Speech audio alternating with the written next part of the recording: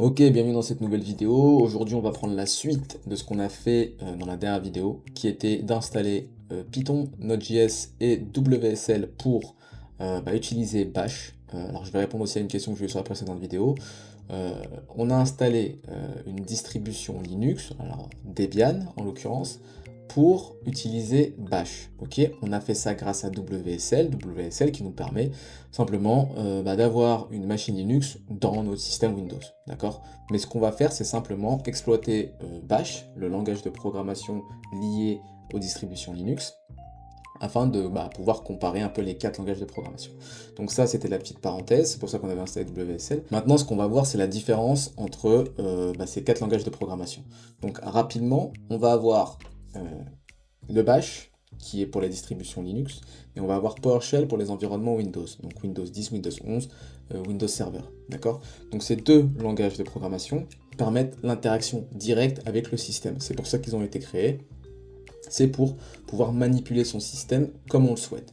Et contrairement à ce qu'on peut faire avec la souris et son clavier quand on navigue, on peut faire beaucoup plus de choses et beaucoup plus rapidement. Et donc ces deux langages de programmation, qu'on va appeler plutôt des shells en fait, pas vraiment des langages de programmation, même si on peut programmer et faire des scripting et faire de l'algorithmie, ce qu'on va voir un peu plus tard, ce sont des shells, ce sont littéralement des langages qui nous permettent d'interagir avec le système, et ça passe par des commandes, d'accord? Donc toutes les commandes qu'on va utiliser vont nous permettre de faire certaines choses. Donc la différence entre PowerShell, Bash et Python, JavaScript ou tout autre langage au niveau, c'est que ce sont vraiment des langages orientés système. Donc là, vous avez la maîtrise totale de votre système, vous pouvez faire ce que vous voulez. Et ça, c'est important de le savoir, il y a une différence primordiale, parce qu'en fait, on peut apprendre la programmation par de l'algorithmie, c'est des concepts qui reviennent tout le temps, peu importe le langage de programmation, que ce soit Python, JavaScript ou peu importe le shell, mais chaque langage a vraiment un objectif, et ça, il faut l'avoir en tête. C'est-à-dire que quand vous voulez construire quelque chose, vous voulez faire une application web, vous voulez faire une application mobile, vous voulez faire un script pour automatiser quelque chose sur votre système, il va falloir choisir le langage de programmation le plus pertinent. Ça sert à rien de vouloir tout faire avec le même langage de programmation, même si ça peut être utile d'essayer de prendre un langage de programmation qui est versatile pour faire plusieurs choses, c'est bien aussi, ça peut être utile, notamment Python qui permet de faire ça, mais il faut avoir ça en tête en fait. Il faut avoir ça en tête que les langages de programmation sont euh, déterminés par le besoin qu'on a, tout simplement. Et il faut aller au plus simple. À savoir aussi que lorsqu'on utilise un langage de programmation, et comme je vous l'ai dit, ce sont des langages qui sont orientés pour faire quelque chose, on peut se retrouver limité dans l'utilisation de ce langage de programmation dans un contexte. C'est pour ça qu'il est important de déterminer le langage de programmation à utiliser par rapport au résultat qu'on veut. Okay, on ne fait pas un choix par rapport à ses envies. On détermine le langage dont on va avoir besoin pour réaliser ce qu'on veut et pas se retrouver bloqué. Maintenant, si on revient sur Python, les avantages de Python, c'est qu'on va pouvoir faire la même chose que ce qu'on fait avec PowerShell ou Bash, ok, mais ce sera un peu plus verbeux et on va avoir besoin de ce qu'on appelle des librairies. On verra plus tard ce que c'est. Alors que, étant donné que PowerShell et Bash permettent de faire ça nativement, c'est-à-dire de contrôler son système, on va pas avoir besoin de librairie. La deuxième chose avec Python, c'est que c'est un langage très facile à comprendre et à lire au niveau de sa syntaxe. Alors la syntaxe, c'est la manière dont on va écrire le code, comme je vous l'ai dit. Si on fait du Python, du JavaScript, du PowerShell ou du Bash, on va pouvoir faire la même chose, mais on va pas forcément avoir la même syntaxe. Parce que dans les langages de programmation, il y a ce qu'on appelle des mots-clés qui permettent tout simplement de réaliser des choses. Et ces mots-clés-là dépendent du langage de programmation. On va pas avoir les mêmes mots-clés, exactement les mêmes mots-clés, pour rédiger son code. Mais dans la logique, c'est la même. C'est-à-dire que quand on va définir une variable, par exemple, on va avoir certains mots-clés pour définir une variable dans ces quatre langages de manière différente, et pourtant on va faire la même chose. Le résultat sera la même, on aura déclaré une variable, mais ce ne sera pas la même manière de l'écrire. C'est ce qu'on appelle la syntaxe, et ça c'est un terme à connaître, car ça va revenir assez souvent. Ensuite, Python permet aussi de faire pas mal de choses. Il est très versatile comme langage de programmation, parce qu'on peut faire, comme je viens de vous le dire, du système, et faire du scripting, on peut faire du réseau, on peut faire de la programmation orientée web, donc créer des applications. On peut faire du machine learning, donc c'est un domaine qui est lié un peu à l'IA, ok. En fait, Python, il est vraiment très versatile. On peut faire énormément de choses et c'est pour ça qu'il est souvent recommandé, que même je crois que dans certaines écoles, les enfants apprennent la programmation grâce à Python, parce qu'il n'est pas complexe dans sa syntaxe, d'accord? C'est un langage de programmation qui est assez textuel, et on se retrouve pas avec des caractères assez spéciaux comme on pourrait le retrouver dans le bash par exemple. Et concernant JavaScript, bah, c'est à peu près la même chose que Python, sauf que c'est un peu plus verbeux, d'accord? On peut pas forcément faire la même chose que ce qu'on peut faire avec Python, en tout cas c'est pas forcément optimisé pour ça, d'accord? Mais voilà, c'est un langage qui est quand même assez puissant, qui permet de faire énormément de choses dans le web, donc c'est pour ça qu'il faut un peu savoir le manipuler. Et bah, une autre différence, c'est que on a installé Node.js, et Node.js permet de faire du JavaScript, mais ça n'a pas le même nom. Et en fait, c'est parce que initialement, historiquement, je vous laisse vous renseigner, mais JavaScript a été conçu pour être utilisé que dans une application qui est le navigateur, que vous utilisez tous les jours, Google Chrome ou Firefox, et que son but était simplement de récupérer des pages web et de les interpréter. Ça n'avait pas pour but en fait de faire de la programmation à proprement parler et de créer des applications avec ce langage de programmation. Le but était juste de faire une partie du travail du rendu des pages web en fait. Et au fur et à mesure du temps, ben, étant donné que JavaScript était le seul langage de programmation utilisé dans les navigateurs, ce qu'on a fait, c'est qu'on a récupéré en fait ce langage de programmation qui était exécuté dans les navigateurs, ce qu'on appelle un moteur, ok?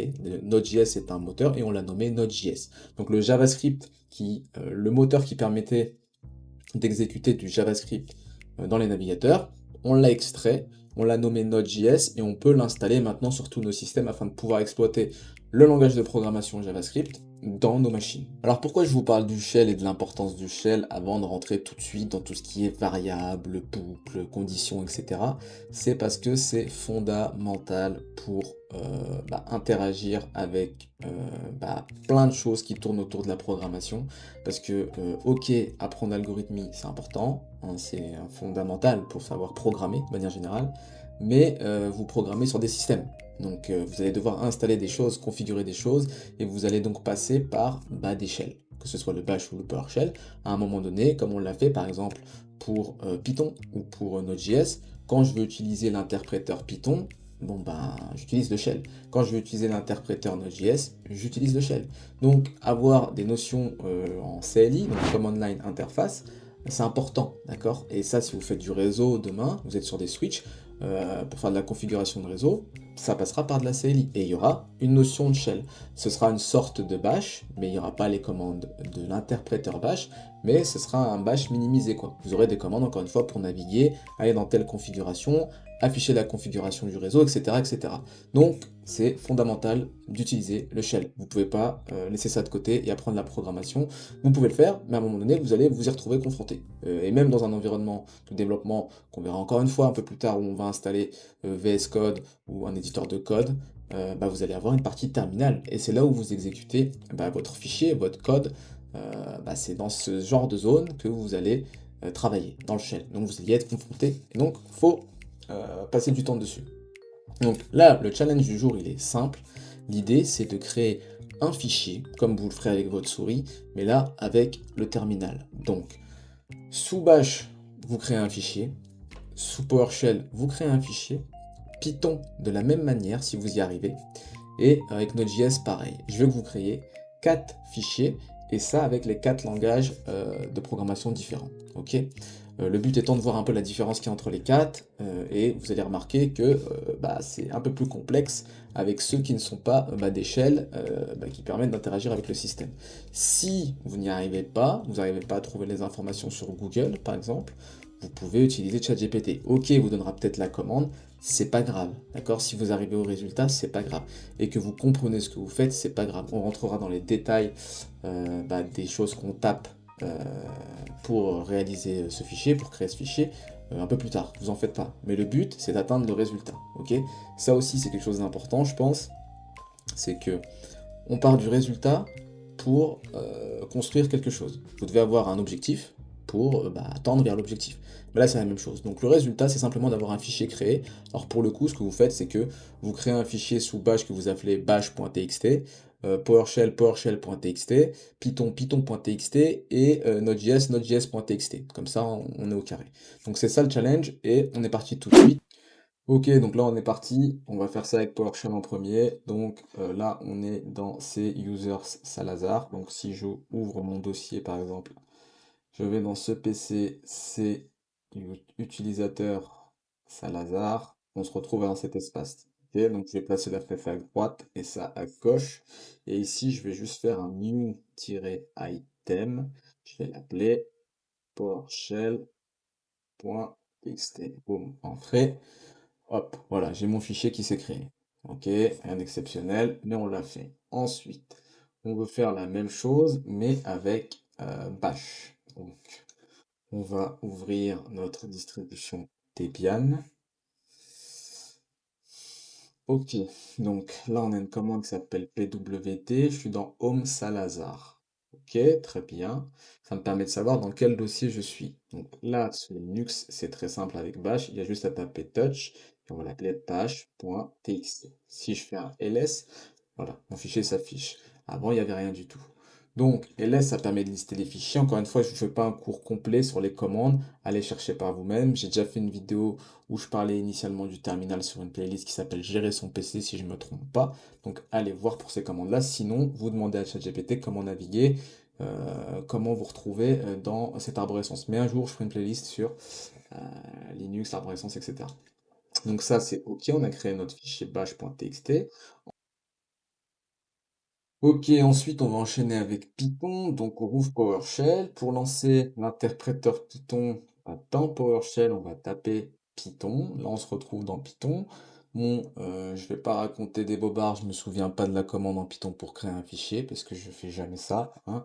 Et donc le but, encore une fois aussi dans la programmation, c'est pas de connaître les choses par cœur, c'est d'expérimenter, de faire ce qu'on fait là, de s'exercer, et au fur et à mesure, on se rappelle de certaines choses. Et grâce au vocabulaire, comme je vous l'ai dit dans la précédente vidéo, on est capable de retrouver l'information dont on a besoin assez rapidement quand on en a besoin. Ok? Pas besoin de connaître tout par cœur. La programmation, c'est pas je connais tout par cœur et l'informatique de manière générale. Ok? Avec le temps, il y a des choses qui deviennent des automatismes, qui permettent d'être du par cœur en fait. Mais sinon, il n'y a pas besoin de connaître par cœur. Ok? Donc je vais taper with open python.txt, je ferme la guillemets. Ensuite, virgule right, je ferme ma parenthèse, je ferme ma fonction. Là, pour le retour à la ligne, vous devez faire Shift droit, entrée. Donc Shift droit, la touche Shift droit, c'est celle qui est juste en dessous de la touche entrée, la grosse barre avec la flèche. Ok? Pour pas exécuter la commande, mais passer à la ligne sans tout exécuter. Et ensuite, je fais passe pour ne rien faire de plus. Ok, je fais deux fois entrée. Donc là, je sors de l'interpréteur Python. Si je fais un ls, je me retrouve bien avec mon python.txt. D'accord? Si on se rend de nouveau sur l'explorateur de fichiers, dans ce PC, c'est utilisateur Salazar, j'ai bien mon Python. Bon là, il ne m'a pas marqué parce que ici, il y a une option qui est afficher les extensions de nom de fichier. On a bien le TXT. D'accord? Là, on va faire la même chose avec Node.js. Donc, je vais taper Node, je vais faire entrer. Et de la même manière, je vais récupérer ma commande qui est encore un peu plus verbeuse ici, qui est const fs égale require fs. Ok. Je mets un point virgule parce que là, on définit une variable. On va voir ce qu'il nous raconte. Et là, je fais un fs write file sync. Le nom de mon fichier, on a dit qu'on appellerait node.js.txt. Et ensuite, virgule, ça, on sait pas trop pourquoi. Et on met un flag de point write. Ensuite, on fait ça, ça et ça. Undefined. Bon, est-ce que ça m'a créé un fichier? Ouais, ça m'a créé mon fichier. Donc, on voit bien que c'est carrément verbeux en JavaScript. Que bah, les langages de programmation, donc les shells, PowerShell et Bash sont beaucoup plus optimisés pour la création d'un fichier, ça va beaucoup plus vite, c'est beaucoup plus simple. Là, alors on n'est pas rentré dans le détail, c'est peut-être un peu complexe tout de suite, je vous ai peut-être envoyé dans des choses un peu complexes, mais c'est comme ça que ça se passe dans la réalité.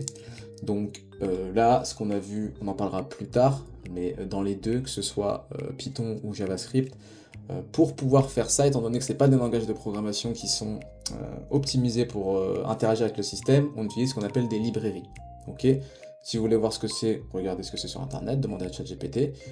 Simplement, c'est du code en plus qu'on vient rajouter à ce langage de programmation, qui est Python ou JavaScript, qui permet d'interagir avec le système. Et des librairies, On en a pour plein de choses. C'est pour ça qu'on disait, enfin je vous disais tout à l'heure que Python c'est un langage versatile, c'est parce que on peut faire plein de choses. Et grâce à notamment ce genre de fonctionnement. Les librairies, les frameworks. Ce sont des choses qui permettent en fait du code qu'on est venu rajouter à un langage de programmation initial, optimisé pour faire quelque chose, malgré le fait que ce langage de programmation initialement n'était pas optimisé pour faire ça. Donc on va utiliser ce qu'on appelle des librairies. Ok. Donc je vous laisse regarder si ça vous intéresse. Mais voilà, on a réussi ce premier challenge. Je vous encourage à apprendre les shells, à naviguer dans le shell, à comprendre l'arborescence. C'est déjà deux choses indispensables en fait. J'ai fait une playlist sur ça pour Windows de manière graphique, d'accord? Vous pouvez aller la voir si vous voulez. J'ai pas encore pu parler encore de Linux, même si c'est ce que je préfère. Mais c'est très important de savoir naviguer.